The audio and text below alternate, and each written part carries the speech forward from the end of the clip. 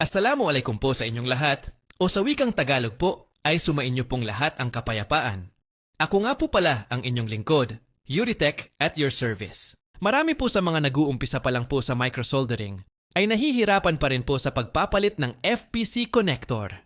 Hindi ka po nag-iisa dyan, Katek, dahil as a matter of fact po, ay lahat naman po ng magagaling natin sa microsoldering today ay hirap na hirap din po dati sa pagpapalit ng FPC connector.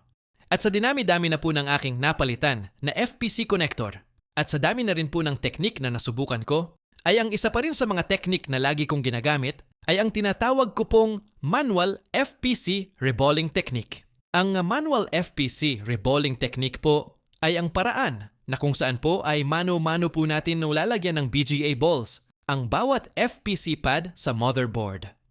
May katagalan po ang ganitong proseso ng pagre-reball ng FPC pads, ngunit napakadami naman po ang benefits nito sa ating trabaho.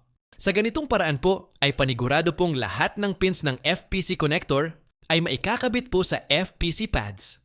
Maiiwasan po natin ma-overheat ang FPC connector.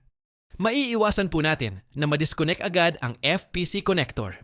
At ang pinakagusto ko po sa lahat ay napakababa po ng backjab rate ng ganitong technique. Proven and tested ko na po ito bilang isang cellphone technician. Practicein po ninyo ang ganitong klaseng technique at kayo na po mismo ang humusga kung ano po ang kaibahan nito sa ibang pamamaraan na nakasanayan na po ng karamihan sa atin. Mabagal man po sa inyong paningin, ay ang mahalaga po ay maganda naman po ang resulta. Tulad po ng lagi ko pong sinasabi, slowly is the fastest way to success.